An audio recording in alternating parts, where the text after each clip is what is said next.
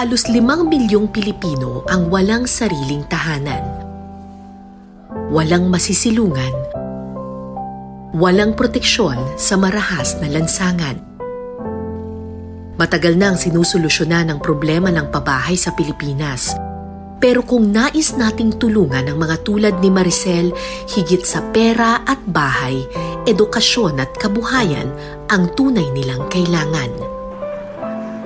Dahil ang tunay na tahanan, hindi masusukat sa taas ng pader o lawak ng bakuran, kundi sa lalim ng kalinga at malasakit sa kapwa.